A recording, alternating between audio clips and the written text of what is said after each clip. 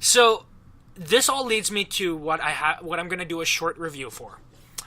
Like I did with last week with Lance and Mask, I'm doing this week for Comet Lucifer. So, Jay, the reason why I wanted to tell you about this is I found my absolute duo. Oh, Jesus. So, last season I said, Kusa Madoshi Kusan's my absolute duo, right? Yeah. And the problem is, what absolute duo is supposed to be is it has promise. It shows hope, and then it loses all of that. It was something, I think I remember you saying this was similar for you, Jay, that it was something when I first watched the first couple episodes of, I had high hopes for. Not super high hopes, but I was like, this actually looks really interesting to an extent, and at some point that just all went away, and it was terrible. Well, they never... If you're ever writing something, it's important to understand that the audience is not going to understand everything that's going on in your mind. You have to explain it to us. Exactly. Yes, you have to show, not tell. You have to at least tell. Like sometimes they don't even do that.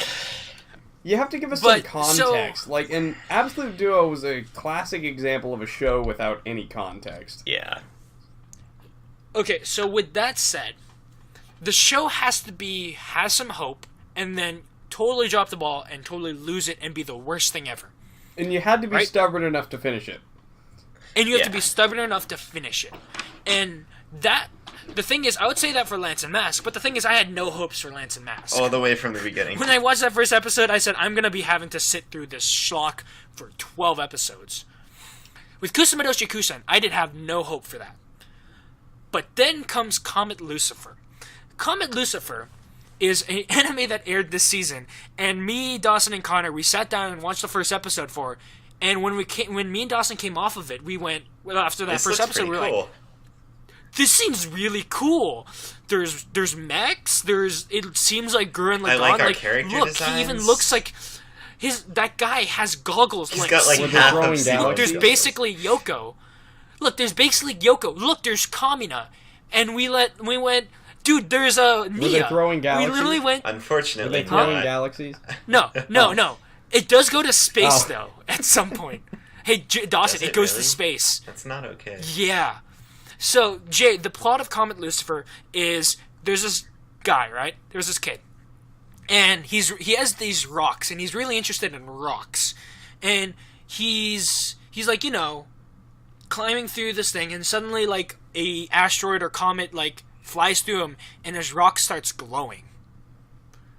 And he goes back home, and he runs into his childhood friend, and they have this whole antics where, like, the childhood friend, she's being chased by her fiance because she doesn't want to get married to the fiance because it's a forced marriage, but the fiance's like, no, you have to, get your dressing and stuff like that. And they're being chased, and it's all fun and games, and then they fall into a hole. Okay? Oh, God. And when they fall into the hole, they find a crystal there. And out comes this girl. And this girl...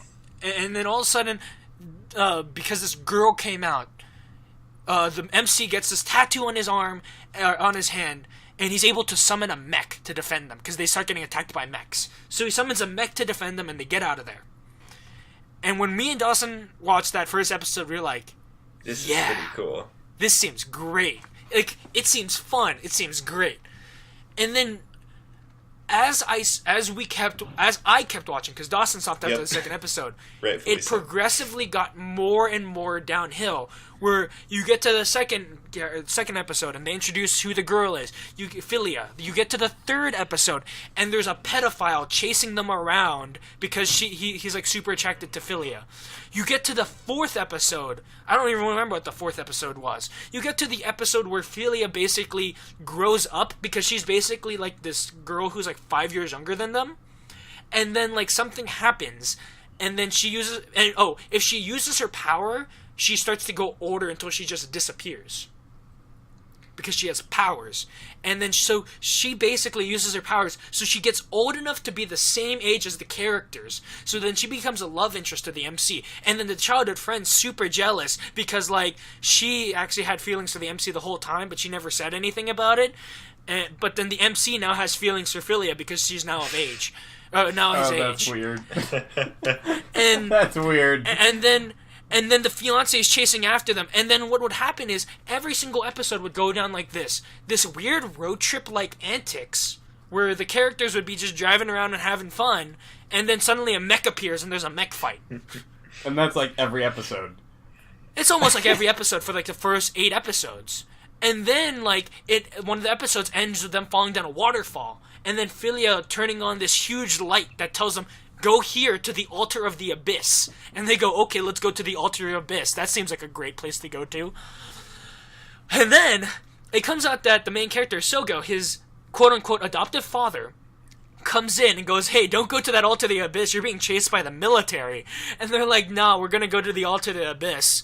And then, so the adoptive I like father's the language. Well, I'm gonna go. Nah, man, we're gonna go anyway. We're gonna go to the abyss. So the adoptive father goes, okay, I got it. So if he's not gonna listen, I'm gonna try to get the military to stop. And what introduces is the coolest character of this show, of this old man who basically is the greatest soldier known to man, going around just wrecking these military personnel so he can find their boss to say, hey, stop chasing after my kid.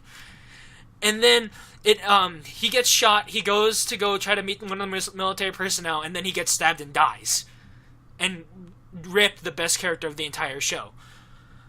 So, what the ending is, and why this is so terrible, is, well, if this wasn't terrible enough, this was already bad, because the characters are not likable at all.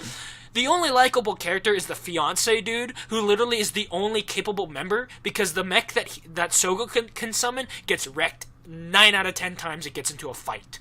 But the other guy has a Gatling gun and seems to win all the time. That's pretty good odds. Gatling gun. Yeah. So basically, they get to the altar of the abyss, and Philia gets taken by another alien mech, and goes off. And then they go, we need to go save Philia. Because basically they're gonna kill Philia to save the world, even though her power is her power is what's keeping the world alive. Damn. What was that from, Dawson? Oh, I'm just throwing out GIFs and videos from other. That's Hibeki. Basically, any other musically centric anime that I think did a better job of something than White Album. Hibeki? That's Hibeki. Yeah. The GIFs, Hibeki. Videos, Your Lie in April. Second videos, K-On. So, let's get into the part that I just was totally getting tired of.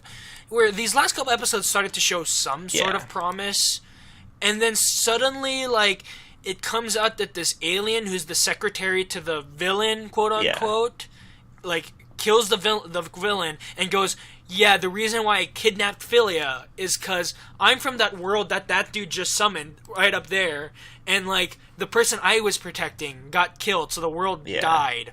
So I'm trying to get her to revive my old world. Yada, yada, yada, hokey magic stuff. They get into mechs, they start fighting off into space. Literally, apocalypse is happening as, gravity is shifting with, all this buildings and stuff going around and, Yeah. And then it ends with basically Philia just going, it's okay, Sogo, I'll be with you forever. And then Sogo gets NTR'd and Philia just leaves him. And Sogo goes to go, go dig out rocks, and the childhood friend, decides to settle with the fiance guy, because she's like, I'm never gonna get Sogo, so I might as well settle. And then, you know what I discovered after I finished this, Jay? The studio who made this was the same studio who made Absolute Duo. Okay, the strangest thing here is, at some point in time...